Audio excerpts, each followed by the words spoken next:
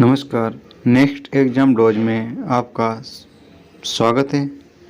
और आज हम लेके आए एक और नया वीडियो और इसमें बात करेंगे पारिस्थितिकी तंत्र के बारे में। इसके टॉप 35 प्लस प्रश्न होंगे जो आपके आने वाली परीक्षाओं के लिए बहुत ही महत्वपूर्ण होने वाले हैं। और वीडियो को शुरू से अंत तक ज़रूर देखें और इस टॉपिक से जो भी प्रश्न आएंगे वो आप सही कर पाओगे, तो वीडियो को शुरू से अंत तक ज़रूर देखें। आइए देखते हैं आज के इन प्रश्नों को।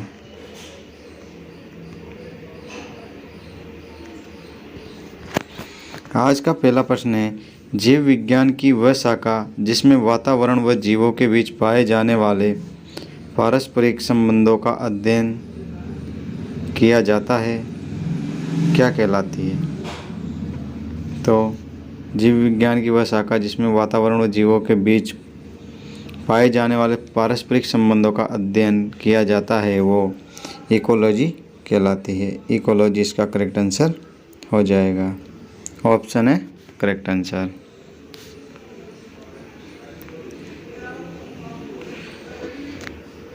दूसरा प्रश्न है, पारिस्थितिकी शब्द का प्रयोग सर्वप्रथम किसने किया? तो पारिस्थितिकी शब्द का सर्वप्रथम प्रयोग, तो इसका राइट आंसर हो जाएगा रिटर ने इसका सर्वप्रथम प्रयोग किया था। Option B correct answer. प्रश्न नंबर 3 है, इकोलॉजी शब्द की पूर्ण व्याख्या किसने की और कहा कि जीवों तथा पर्यावरण के बीच पारस्परिक संबंधों का अध्ययन ही इकोलॉजी है? तो इसका राइट आंसर हो जाएगा अर्नेस्ट हैकल ने इसकी पूर्ण व्याख्या की थी। अर्नेस्ट हैकल इसका करेक्ट आंसर हो जाएगा। प्रश्न नंबर 4 है, भारतीय पारिस्थितिक विज्ञान के जनक किसे माना जाता है?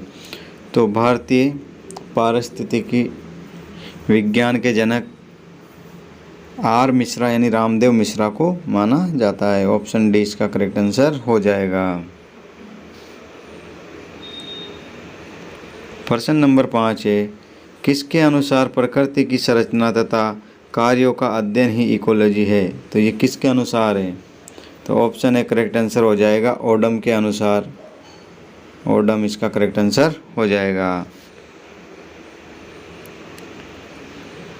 प्रश्न नंबर 6 है, पारिस्थितिकी वह शाखा जिसके अंतर्गत किसी भी जंतु या पौधे की एक जाति और उसके वातावरण का अध्ययन किया जाता है, क्या कहलाता है? तो वो स्व पारिस्थितिकी कहलाता है। ऑप्शन है करेक्ट आंसर हो जाएगा। प्रश्न नंबर 7 है, पारिस्थितिकी तंत्र शब्द का प्रयोग सर्वप्रथम किसने किया था? तो पारिस्थितिक तंत्र का प्रयोग टेंसले ने किया था। ऑप्शन है इसका करेक्ट आंसर हो जाएगा टेंसले ने इसका प्रयोग किया था 1935 में। प्रश्न नंबर 8 है, किसके अनुसार वातावरण के जैविक व एवं अजैविक कारकों के एकीकरण या समाकलन के परिणाम स्वरूप निर्मित तंत्र इकोसिस्टम कहलाता है? तो ये टेंसले के अनुसार। ऑप्शन सी इसका करेक्ट आंसर हो जाएगा टेंसले के अनुसार। प्रश्न नंबर 9 है, खाद्य श्रृंखला यानी फूड चेन में सबसे निचला स्तर है?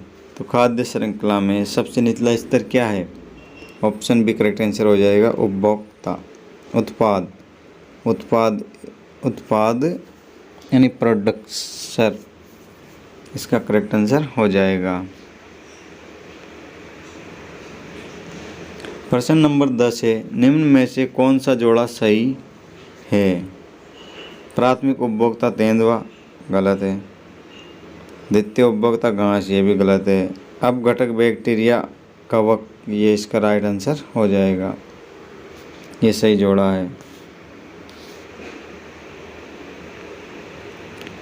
प्रश्न नंबर 11, एक ही उत्पादक एक शाकाहारी और एक मांसाहारी को दर्शाने वाली उपयुक्त आहार श्रृंखला निम्न में से कौन सी है?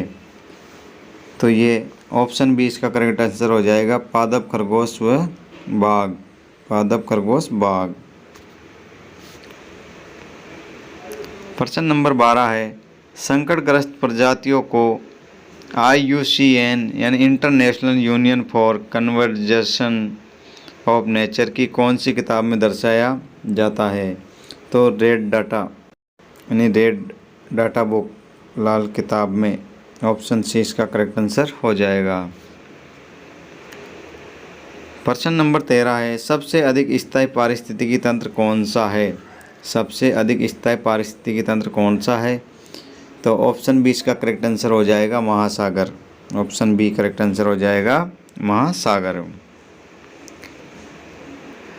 प्रश्न नंबर 14 है, मिलान कीजिए। विज्ञान दिवस 28 फरवरी को मनाया जाता है, पृथ्वी दिवस 22 अप्रैल को, विश्व पर्यावरण दिवस 5 जून को, विश्व ओजोन दिवस 16 सितंबर को, विश्व जैव विविधता दिवस 21 मई को मनाया जाता है और विश्व जनसंख्या दिवस 11 जुलाई को मनाया जाता है। तो सभी मिलान इसके सही है।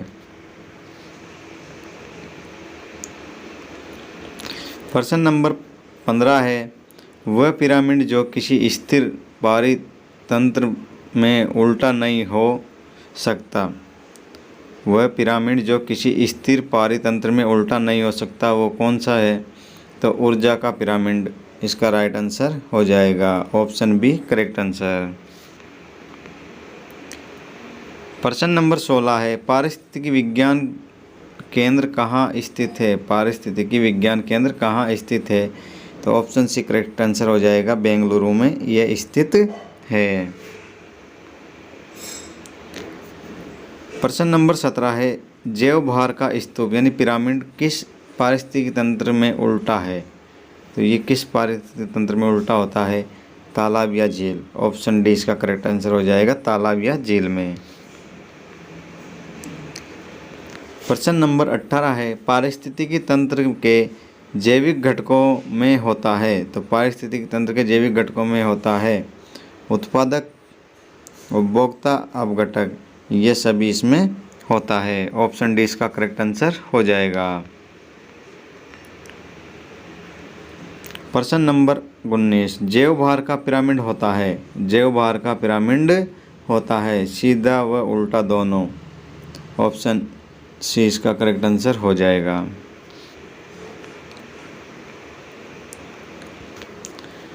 प्रश्न नंबर 20 है, जीव संख्या परजीवी खाद्य श्रृंखला का पिरामिड होगा। जीव संख्या का पिरामिड होगा तो मतलब जीव संख्या का पिरामिड उल्टा होगा। ऑप्शन है करेक्ट आंसर हो जाएगा। प्रश्न नंबर 21 है, एक पारिस्थितिकी तंत्र में ऊर्जा प्रवाह होता है। एक पारिस्थितिकी तंत्र में ऊर्जा प्रवाह होता है तो एक दिशीय, एक दिशा में। ऑप्शन ए करेक्ट आंसर हो जाएगा। प्रश्न नंबर 22 है, खाद्य श्रृंखला में सही क्रम है। तो खाद्य श्रृंखला में सही क्रम क्या होगा? पहले जीवाणु, फिर घास, फिर खरगोश, फिर भेड़िया। जीवाणु को घास, घास को खरगोश और खरगोश को भेड़िया। ऑप्शन डी इसका करेक्ट आंसर हो जाएगा।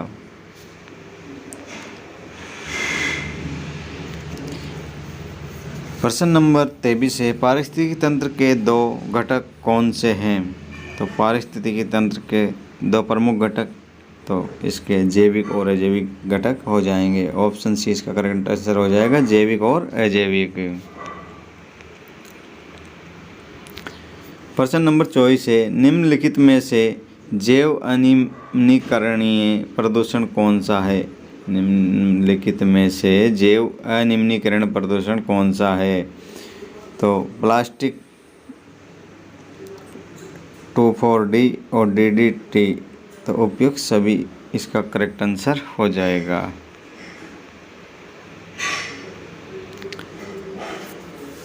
प्रश्न नंबर 25 है, निम्न में से कौन जैव निम्नीकरणीय है?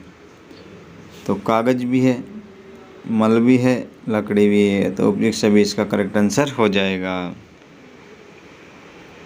प्रश्न नंबर 26 है, ग्रीन हाउस प्रभाव यानी हरित गृह प्रभाव के लिए उत्तरदायी गैसों का सही क्रम है।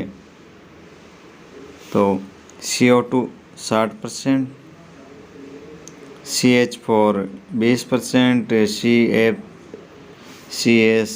14% और N2O की बात करें तो ये 6% है। ऑप्शन सी इसका करेक्ट आंसर हो जाएगा। प्रश्न नंबर 27, एसिड रेन यानी अम्लीय वर्षा के लिए उत्तरदायी गैस। तो अम्लीय वर्षा के लिए उत्तरदायी गैस कौन सी है? SO2 व NO। SO2 व NO इसके लिए उत्तरदायी है। तो ऑप्शन सी इसका करेक्ट आंसर हो जाएगा। प्रश्न नंबर 28 है, ओजोन परत को प्रभावित करने वाली मुख्य घटक। तो ओजोन परत को प्रभावित करने वाले मुख्य घटक है CFCS। ऑप्शन सी इसका करेक्ट आंसर हो जाएगा, CFC।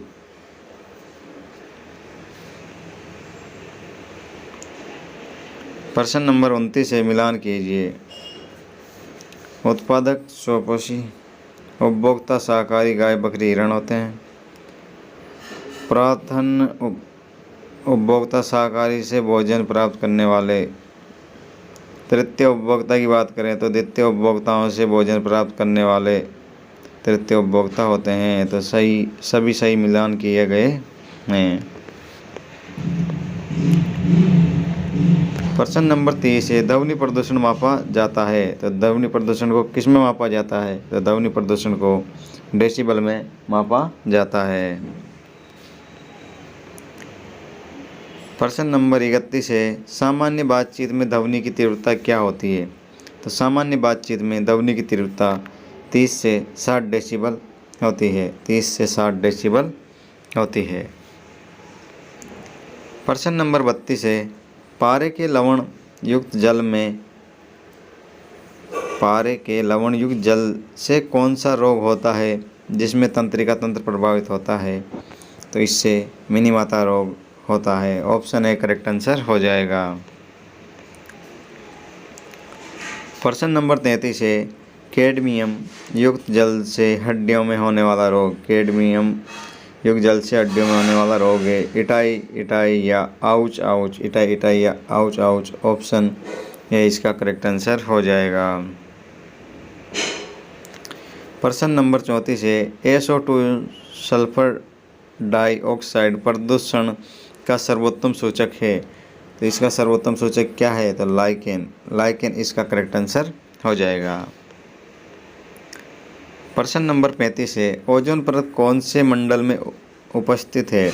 तो ओजोन मंडल की बात करें तो ओजोन मंडल समताप मंडल में उपस्थित है। समताप मंडल इसका करेक्ट आंसर हो जाएगा। प्रश्न नंबर 36 है, ओजोन परत की मोटाई मापी जाती है।